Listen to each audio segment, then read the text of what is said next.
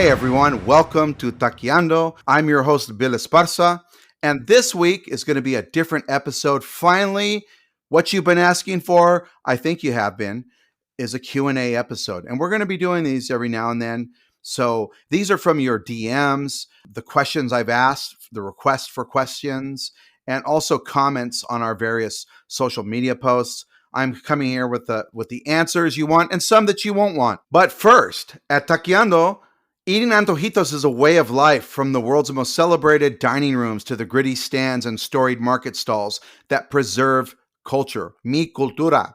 Life is short, so we must eat well. And here are this week's Antojitos Rundown. Well, I had the pleasure. Now, I've been to a lot of distilleries in Jalisco. I've been to distilleries in Oaxaca, Sonora, all over Mexico, all the regions that produce what we call mezcal.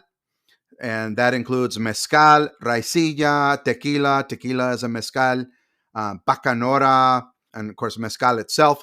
And sotol, which is not a mezcal. You know, you all you agave heads out there know the answer to that one. The rest of you, come on, take some time, Google that. You know, you guys are always researching stuff, so research that one. So sotol is made the traditional way, but it's not an agave. I've been to all these distilleries, but I finally went to the distillery of a tequila I've loved for a long time. I've been a longtime fan of Don Fulano. I don't know if you guys know, but I have probably, 600, 700 bottles of spirits. I don't know if I've talked about my collection.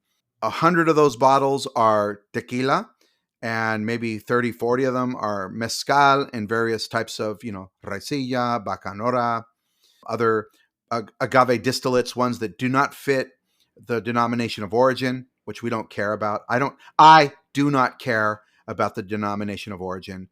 So mezcal is what I say it is, and what the people that are like me say it is.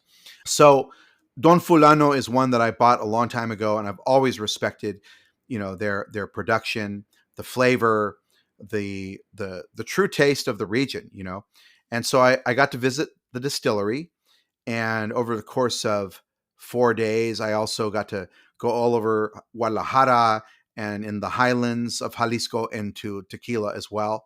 Really fascinating what they're doing at Don Fulano with, they really have the luxury. It's a mid-sized distillery, but they have the luxury of just all these casks, and they're blending year to year, which a lot of, when you're talking about the house style and Scotch, when you get Macallan 18, the reason why it tastes very similar every year is that they're blending and using older vintages to make sure that it tastes the same every year.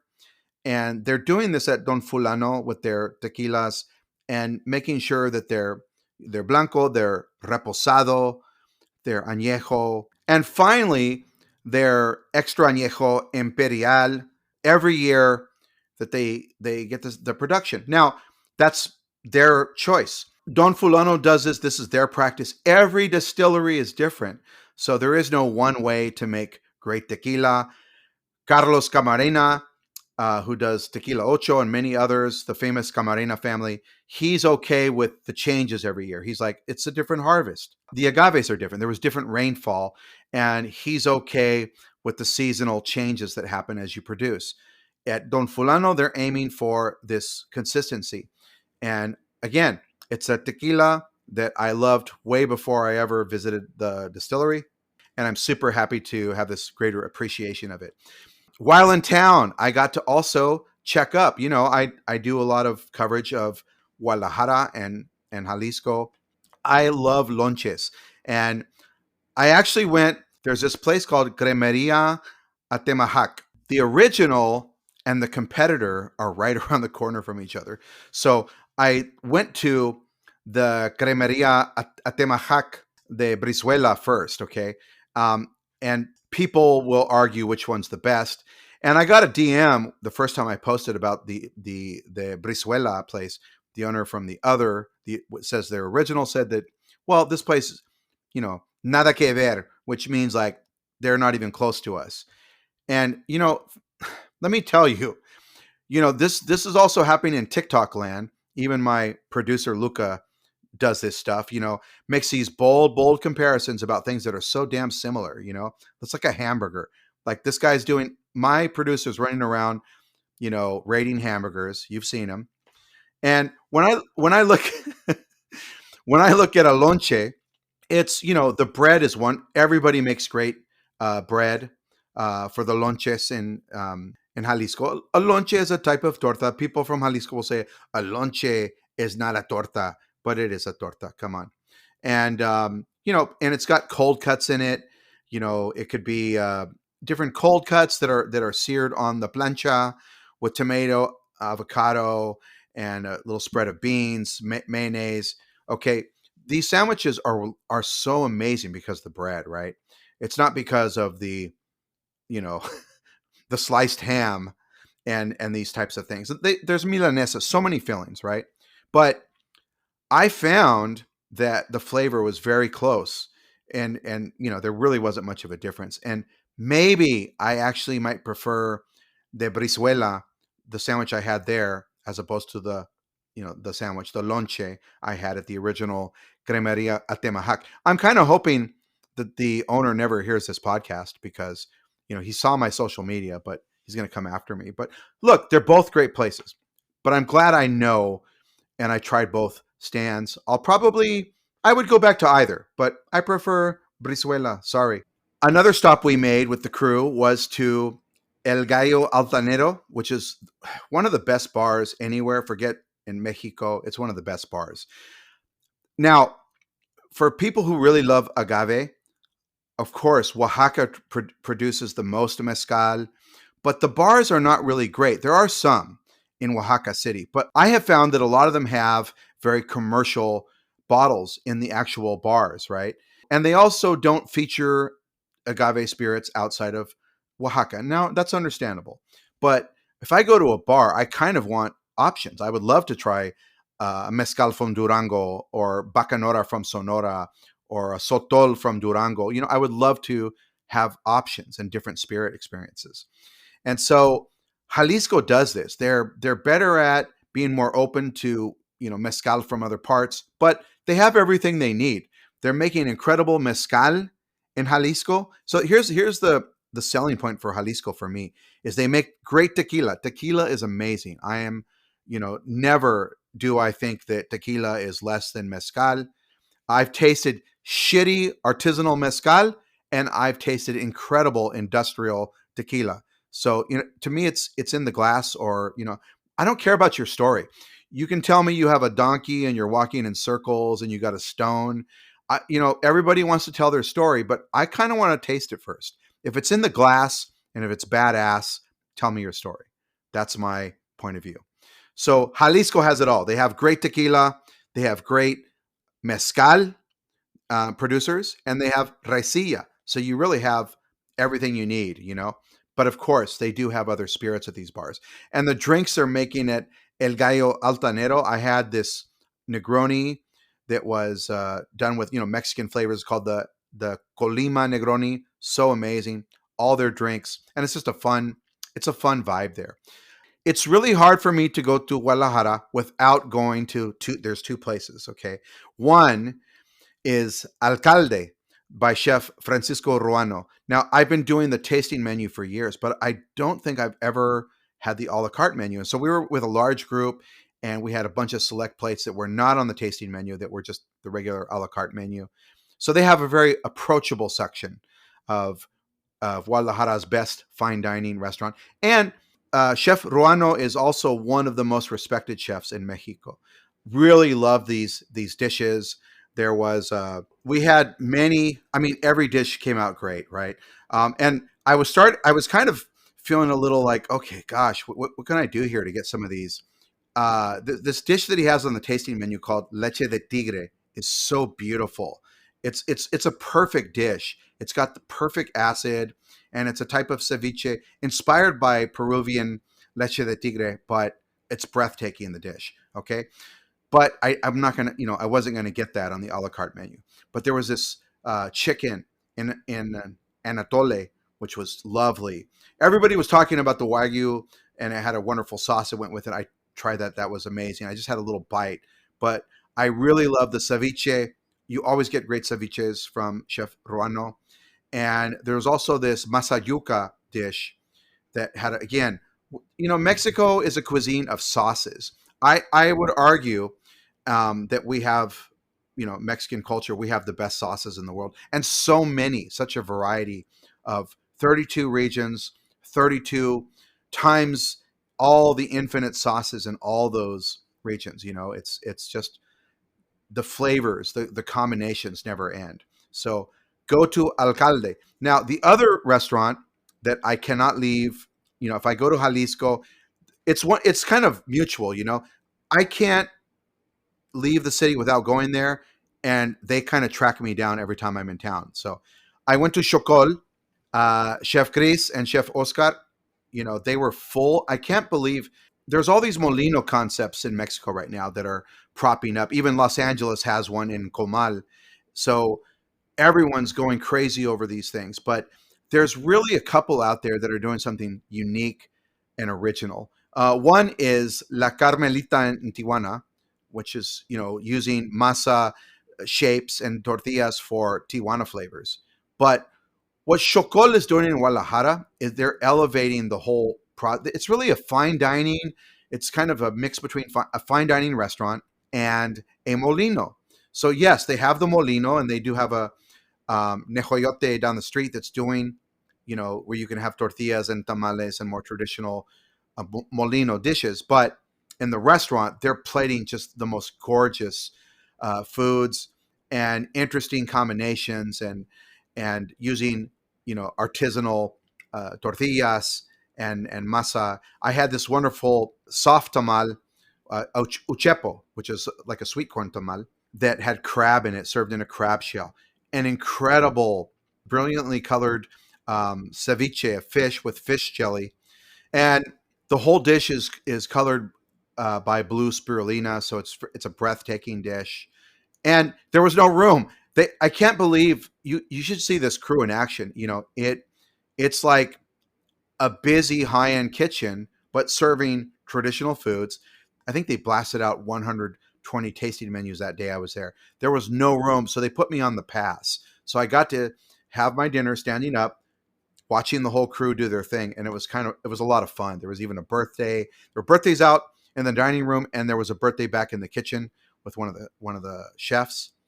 And I can tell you, every time I go there, they are gunning for these guys are gunning for 50 best. So if you're out there and you're a 50 best judge, I nominate to you Chocol. They need to be on that list. I think they made 50 best discovery, but they really should be on in the top 100. Okay, I know you guys like to bring them in low and see if they move up, but Chocol for 50 best, for Latin America 50 best, please. And of course, I had great tacos, and I did some spot checks for some of the guides I'm working on. So a wonderful time drinking tequila, having local food in Jalisco. I recommend Guadalajara for you people that think that, CDMX, we've talked about this. It's very crowded.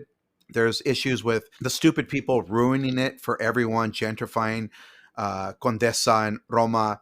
Guadalajara is wide open. It's got, for tourism, not for gentrification. Stop doing that, but for tourism.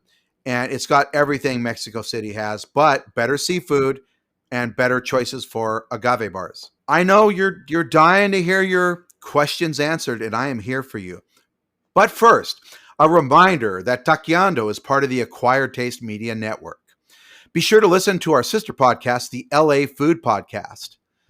This week, Luca is sitting down with the owners of Santa Monica Legend, Che Jay, as they celebrate 66 years. Wow. 66 years of martini, steaks, and celebrity shenanigans. Ooh, sounds juicy. That drops this Friday. And now, without further ado, vamos a taquear. These fucking ice raids, and what they're doing to Los Angeles is disrupting all life.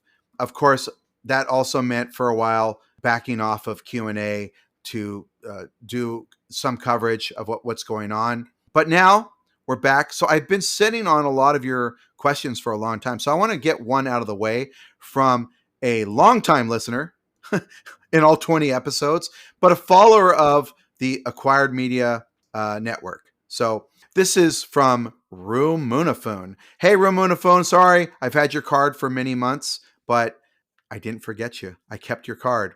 Okay, and so from Rumunafone, what is up with lemon slices at taco stands? Okay, yeah, that's an easy one. It's an economic problem as tariffs, pressures between United States and Mexico go up, and inflation, all the things that have been happening in the pandemic, plus internal forces in Mexico, have caused the prices of limes to rise. Some restaurants are eating the costs. Some taco stands are eating the costs, and you have to remember these profit margins are pretty small in these places. So it's really tough for them to offer free limes. It's something that they have to give for free, right? So lemons have been a more affordable alternative. Hope that helps. Okay, and a new question from S Kings on Instagram. What is your favorite Oaxacan joint? Well, I can tell you, first of all, the best 3 Oaxacan restaurants we have in Los Angeles. If you follow me, you know that I wrote the first Oaxacan food guide in Los Angeles, Oaxacan restaurant guide for Eater. And some just really low life publication decided to basically copy that list and do it. How dare them? And but they shall be not named because they're not worth naming. So the top 3 are Comedor Tenchita, which is only on Sundays. So, and they are from Tlacolula. And Tenchita is a 77-year-old traditional cook.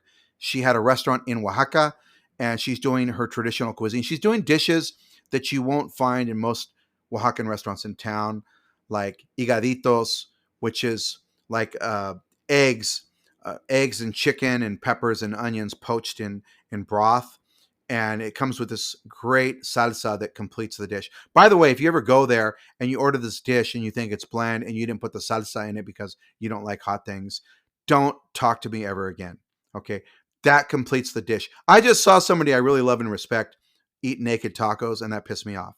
But this dish, you must put the salsa. That's it. You can't eat this. If you're not going to have the salsa, don't order it.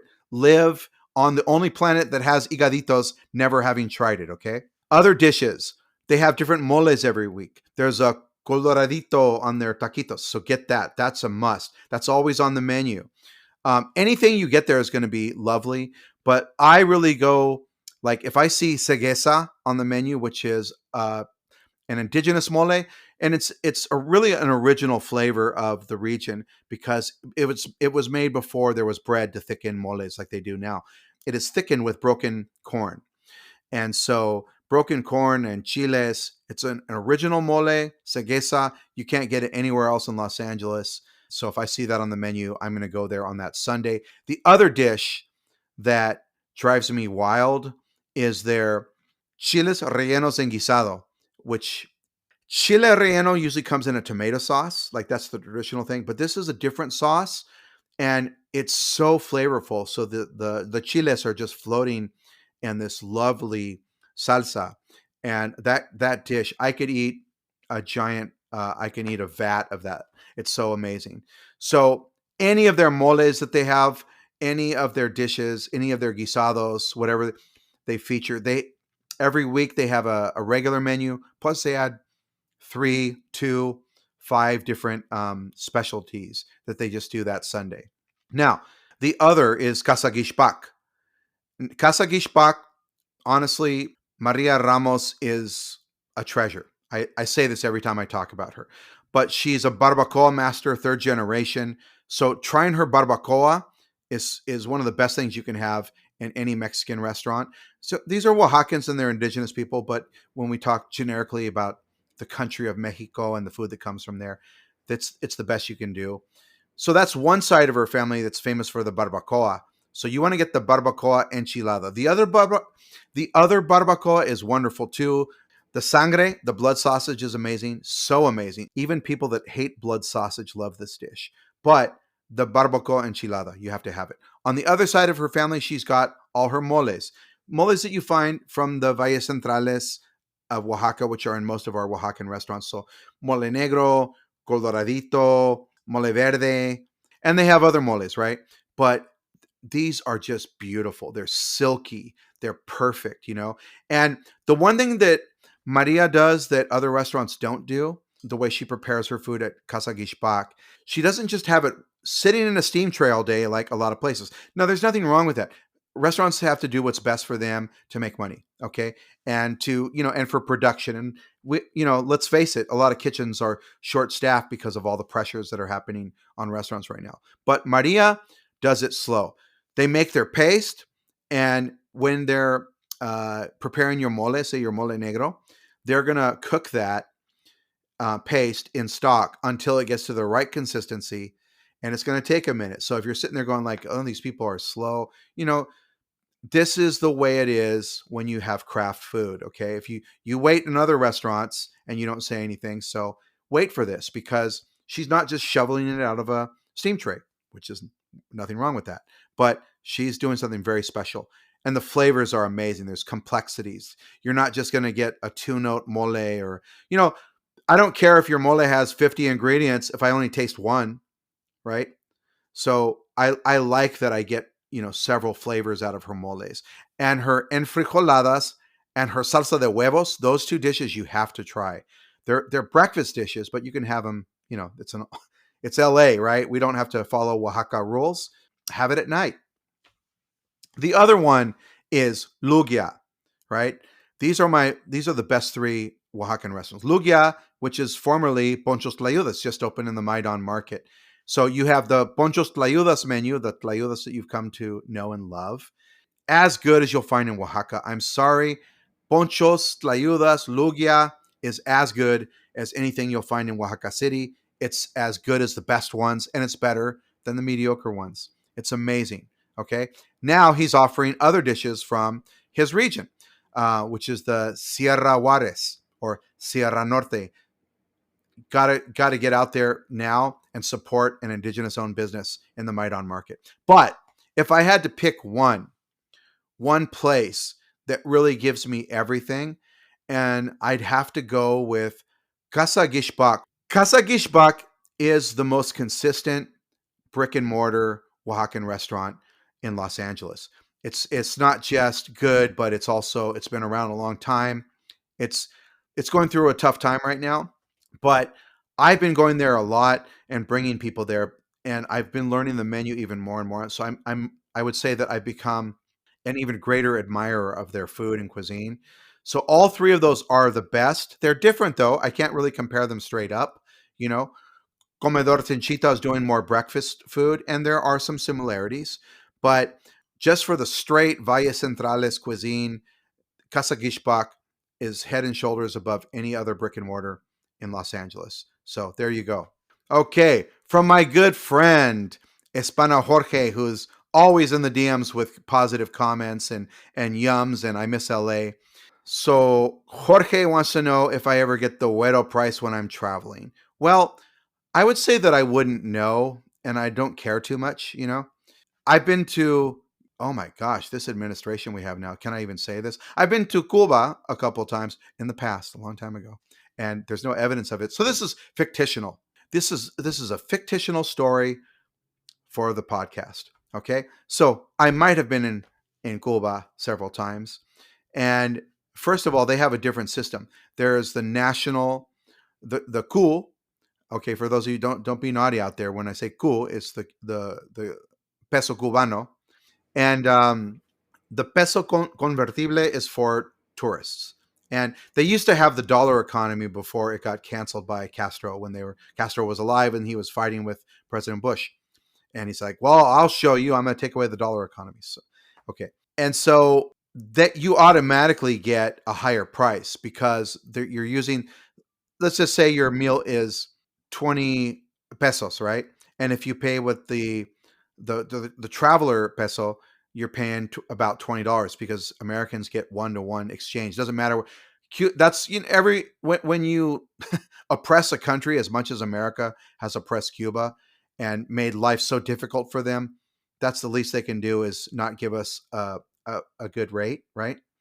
So I don't mind that. I understand it. It's not my fault, but our stupid government just won't leave this little tiny island alone. And so locals are using the peso cubano and they're paying like, 75 cents. So who cares? You're living in two different economies.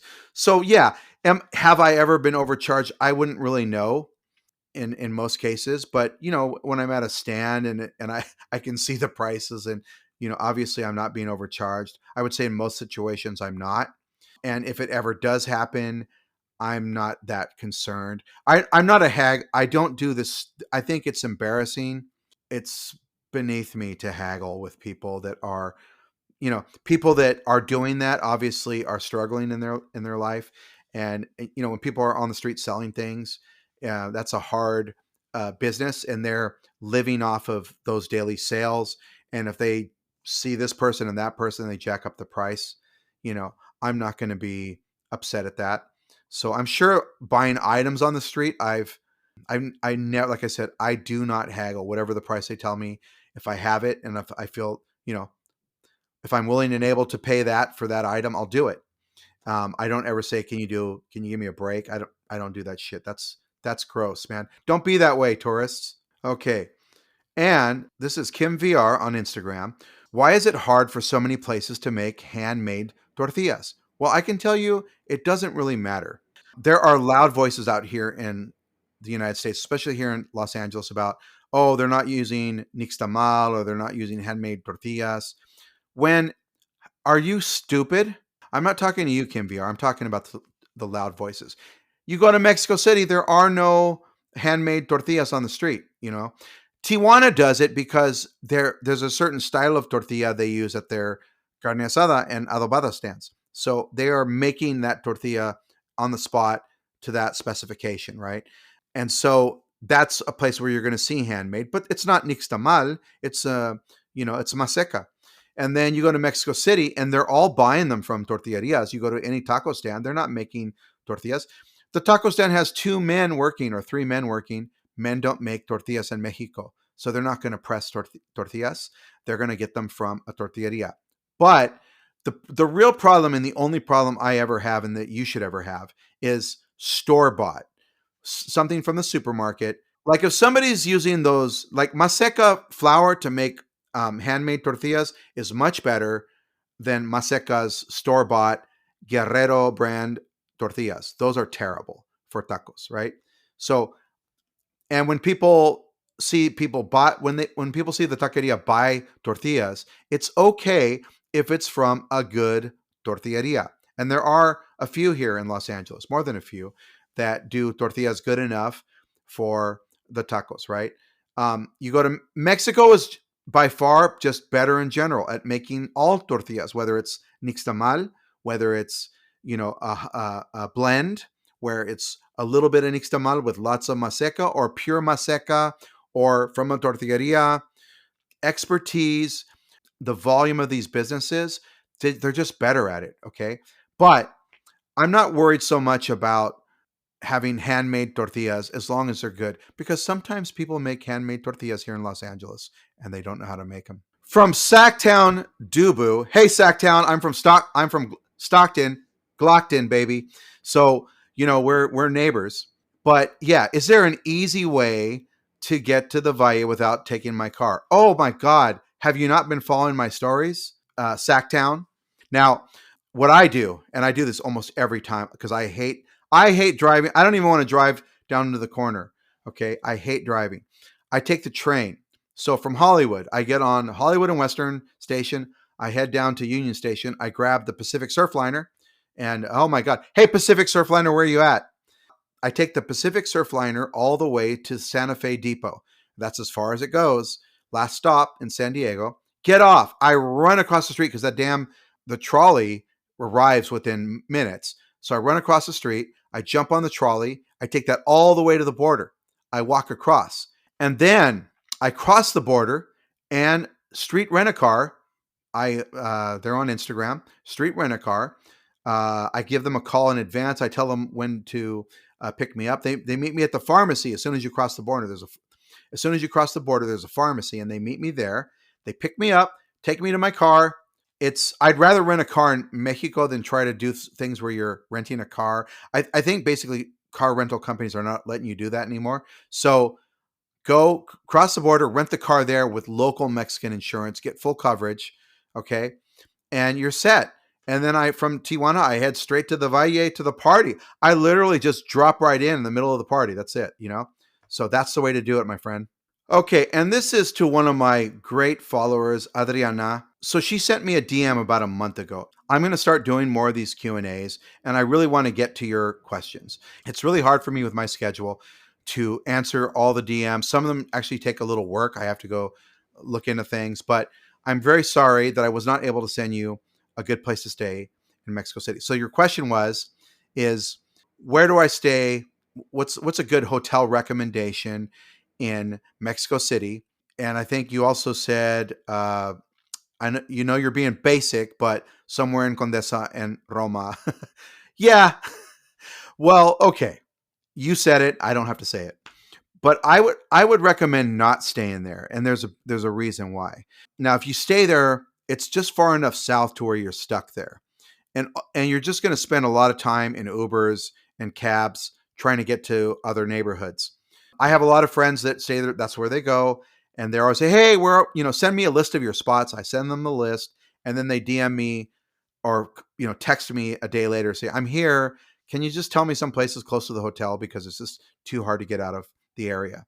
And that's what ends up happening every time. So I personally like to stay at Hotel Carlota in which is right above Reforma, just north of it, maybe like a block, right? Rio Lerma. I think it's on Rio Lerma or something like that. But that hotel, it's like it's a small industrial hotel. It's got a small pool. It's got a nice little bar. It's in a quiet neighborhood. And you don't have that tourist traffic like you do in Condesa and Roma Norte. But here's the cool thing about it is you're far enough north that if you want to go to the Zocalo, if you want to go to downtown, if you want to catch my episode on Tepito and go hit the spots there, it's easy to get there. And it's also easy to go to the cool places I like to go north of the city at night. The best food in Mexico City is north of the Zocalo. Okay. I'm not talking about fine dining restaurants. Obviously the best fine dining restaurants in Mexico. Obviously, the best fine dining restaurants in Mexico City are in Polanco, Condesa, Roma, and these areas, right? I understand that. I'm talking about street food and different places that are, not so tourist trap. But here's what I like. I say, if you're going to do Mexico City right, get up early. Leave by 9. Okay, 9 is late. I like to even get out the door earlier because there's a lot of traffic in Mexico City. If you get out at 10, you're done. You're not going to go to all these places. This is why you're missing out on my list. You're like, oh, I couldn't get there. You're running out of time. It's already lunch coming up. Don't do that. But at least if you stay north of Reforma or right in that area, you have a fighting chance. So this way I can go to Zocalo. I can spend the day walking around Tepito. I can even go farther north. I can go all kinds of different neighborhoods. Then I come back to the hotel. I chill. I don't like to be out all day long. I want to chill for a couple of hours, have a gin tonic, and maybe sit by the pool or take a nap. I'm old. But now it's dinner time, and I've got a reservation at Rosetta. I've got a reservation at Maximo Bistro. And many other restaurants that are in that area, great fine dining restaurants. I can walk there. Okay. I walk across Reforma. It's maybe a 20-25 minute walk. I like to do that. And it's relaxed. I'm not stuck in traffic. I'm not running late because of my Uber or being rerouted because there's something going on in the city. I walk right over. I can get to these places really quick. If I need to go to Polanco, to the west, it doesn't take me long. I'm in a good position. The one restaurant that's really a mission, and I just make sure I book a really late reservation there, and that's Sud 777. That's one of my favorite places to go. And I'll just, make a 10 o'clock, make a 9 o'clock, 10 o'clock reservation. It's going to take me a while to get there. If I'm going to go see my good friend, Chef Gavi at Carmela y Sal, that's also just below Polanco. And it's not that bad from my hotel. But like I said, if you're in Condesa, you're in Roma, you're really going to just have those experiences there. You're going to be going to all the places that everybody goes to, and you're not going to get a diverse Mexico City experience. So one more time, Adriana, come on, don't be so basic, fool. Come north of Reforma with me, okay? So hey, another thing that happens. So I do want to address DMs, but I don't want to hurt anybody's. Do I want to? Sometimes you just hurt people's feelings, right? But I don't if you follow me, I don't expect you to know everything about me. And a lot, it's funny how there's people that follow me that don't know I'm actually a writer. They just think I'm some kind of internet dude, influencer. But I'm not an influencer, okay? I'm a writer. I'm a journalist. And so I do get these DMs about collabs. And I don't care if you have the best damn breakfast burrito. I am not going to do a collab. But I have to say this, I really don't like breakfast burritos. That's going to be an episode coming up. Okay. Now, I understand. I can write about it. I actually wrote a series about burritos in California with Eater. We covered burritos in San Diego, which I wrote a lot about, burritos in Los Angeles, burritos in San Francisco. So, like, I can write about it. I can be a journalist and I can forget my bias, okay? I can shut that off, man, because I'm a fucking pro, okay? But I don't eat breakfast burritos. Those are for construction workers and children. High school football players maybe need to eat those, but I don't need to eat them. I can tell you where I actually like the breakfast burrito, and even though I maybe will go there. I'll maybe go there once a year. I'll be in the San Diego area. There's a place that I really love, but I'm going to talk about that on the episode where I talk about how much I hate breakfast burritos. Okay.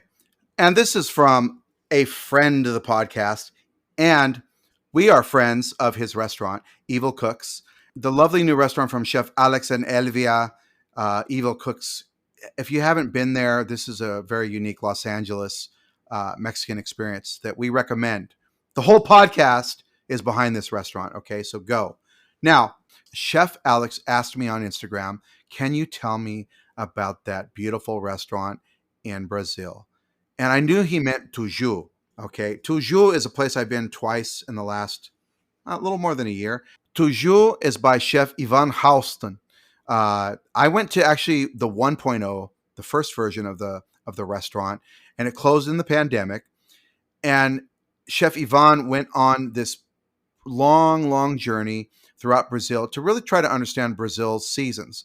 And seasons are different there. They do call it winter, fall, summer, spring, but they don't have that same experience as we do here in the United States. Of course, I mean, the seasons are different in California and New York, right?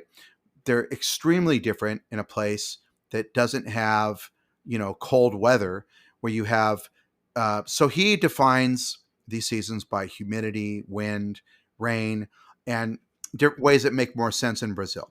Now, Chef Alex, I don't know if you guys know, but he's a very romantic, sentimental guy. So I think he really loved my experience there, and he's a big fan. He's a big fan of chefs. Chef Alex is out there supporting people all the time. So let me tell you, Chef Alex, about this experience.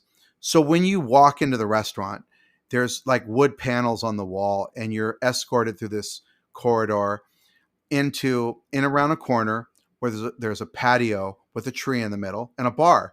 And it's an experience where they start off by asking you what your flavors are, what your preferences are, and they make a cocktail based on that. And they have a wonderful bar there for cocktails. And that's where you get your amuse-bouche. This is also the formula right now for Michelin and 50 Best, is you got to have 3 different spaces to really score high. To get those stars, man, to get in the top 50, you better have 3 fucking rooms, okay? And that's what Tuju has. Tuju starts off in the patio with cocktails and the amuse-bouche. And look at this. Now, Chef Alex, just like you, I'm a romantic. Look at this. I have a scrapbook with my menus. How precious am I? Okay. You guys think I'm all rough and tough around the edges and this take no shit kind of stuff, but I'm sensitive too. This is my my menu scrapbook. This is from 2024. Okay, 2024 menu, and this is the season of humidade, humidity. So we had our amuse-bouche, which was feijão de corda verde, so like beans and leaves, and also the second amuse-bouche was acerola, which is like a really interesting. It's known as the Barbados cherry, and there's Brazil is the fruit capital for me. Again, with flowers and a seasoned oil. So three wonderful. We had caviar with passion fruit and these wonderful cocktails, right? And then you're leisurely led to the elevator, and you get in the elevator. You go up to the next floor. When you open the door, it's like coming into this really active space. Like it's dark, but the center there's a cooking island in the middle, and that's lit. But the first thing I noticed was that it was completely silent, and there was this really orchestrated movement of servers and chefs, Chef Alex, that really was fascinating to me. And I think the first thing I did was just stop and sit once I was seated, and napkin on the lap and ready to go. Super excited about having this menu. Is I was just fascinated by the kitchen, what was happening. And I talked to Chef Halston later, and I said, "Hey, what's like? I'm seeing your chefs move around like from stations. Like that's not the person you had on Saucier. That wasn't your Sue is in a different spot." And he goes, "Yeah." He goes, "I don't like stations." Like what? He goes, "Yeah, I do chef de partie." So the chef de partie, and they just move around. So they actually get a chance to cook everything during the course of a service, except for pastry. Can't really mess with that position. And so that they have a stationary pastry chef and a chef. Everyone else rotates. They're on the grill. They're doing garde manger, and it's so fascinating. Are you with me, Chef Alex? Are you feeling this? And they're all on headsets. And I don't know, for some people that like are going to tune out right now and say like, "Oh, that sounds stupid." Man, live a little, This is a different experience, but I really like the vibe. And Chef Yvonne wants to communicate with his team without shouting. There's kitchens that like to be loud and they're like, "Yes, chef." They're doing all that stuff. That's fun too. Okay. That's another kitchen. This kitchen is quiet. And also, what I noticed is there'd be a lineup of five servers, and they would move perfectly to a table and drop dishes, literally synchronized. This is like watching the Olympics of serving. And they did get a service award from 50 Best, as well as getting 2 Michelin stars and getting very high on the 50 Best list. I don't remember what number they got. My producer Luca might look that up while I'm telling you this. Yeah, he's got it. And so from there, wonderful courses, right? So you go to the main menu, and you have two choices. You have the South American wines, which means wines from Brazil, from Peru, from Chile. Yeah, there are wines in Peru, Chile, Uruguay, Argentina. You get all these South American wines. I always go for that, right? I'm there. I'm in Brazil. I want to feel South America. And then you can also get a higher end wine list for you snobby people that just want the same thing wherever you go. Go ahead and do that. Okay, just in from my producer Luca, number 16 on Latin America 50 Best, 2 Michelin stars. I think this restaurant can be a 3-star. It's a potential 3-star restaurant for sure. It's when you're there, you feel like you could be in a 2-star restaurant anywhere in the world that's cooking at that level of excellence. It's a world-class restaurant. And so from there, and it's an intimate room. There aren't that many seats. So you're very close to that island and seeing all that action. So it's very visually stimulating for me to see that movement in the kitchen and the conversations that are going on, and how the restaurant's communicating. I love that experience. So then we went from, having wonderful local products like sardines from the region. Now, Sao Paulo has a lot of traditions. They have Italian traditions, they have Japanese traditions in the culture, they have traditions from all over the country. This is a big city, so you have people coming in from Minas Gerais, from Salvador de Bahia, and bringing those flavors. So Chef Yvonne is riffing on all of that and incorporating that into Brazilian seasonal dishes, in this case, humidity. And local sea urchin, orizo, from with beets and a local a local flour, and that sea urchin is coming from Santa Catarina, where you have also lots of great oysters. So southern Brazil, has high quality, high class oysters and sea urchin. Okay, and then from there you're having ervilha. And who doesn't love peas? Fine dining peas. Every chef does it. So local peas, ervilha with tapioca and pork, local pork.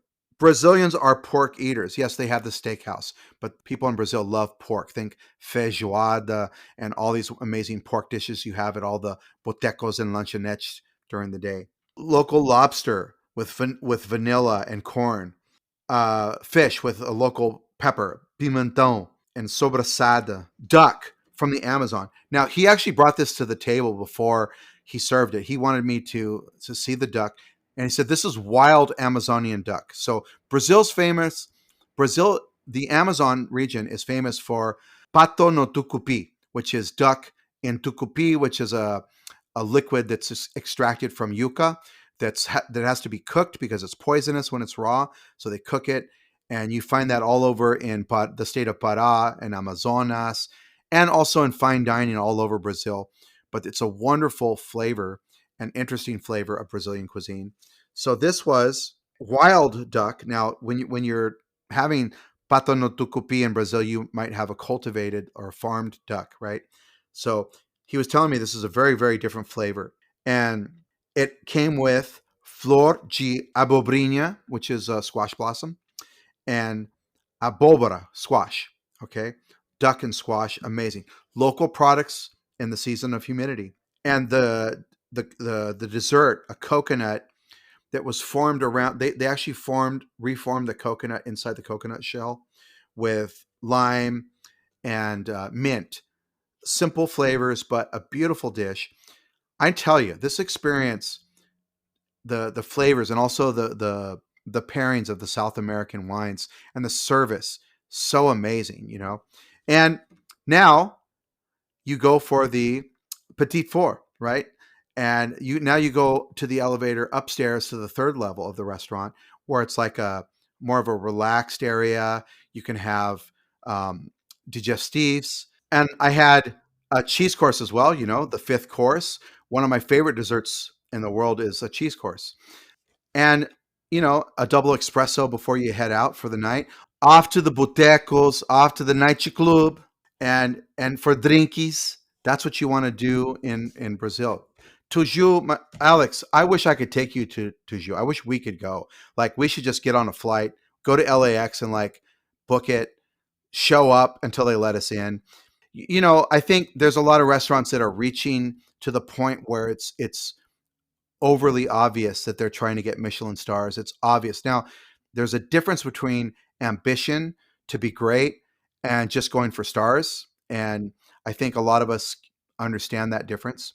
But, I think in the case of Tuju, there's a genuine experience. It's really honest. It's storytelling with food and the storytelling of seasons in Brazil, done beautifully, and with the service, it's unbeatable. I want to thank everybody who sent in questions. A lot of them are people that regularly interact with me, and I really appreciate that. And I do look at all the DMs. I can't always respond, and I hope no one ever thinks that I'm being rude. It's just there's a lot of obligations when you're writing and traveling. And even with friends, I had a good friend, a chef friend, who was hitting me up for you know who you are, Tijuana Rex, and I sent him my list, and he went all over town and told people like, man, I want the real spots. How come he doesn't give me the real spots? I'm like, man, I'm traveling. And how come you don't read my damn guide if you're my friend? But I will get to your questions. I got a Honolulu guide coming. I might send a few recs for you, buddy, but I will cover Honolulu on another Q&A at the end of maybe an episode. We got to bring this back, I think, but we just don't want to go too long because you guys are tuning out after like an hour, so I can't do this. You know what I'm saying? Got to keep it short and tight the way you like it. Thank you for tuning in to the Taqueando podcast this week, and be sure to tune in next week for another episode. And please leave us a rating or review wherever you listen to your podcasts.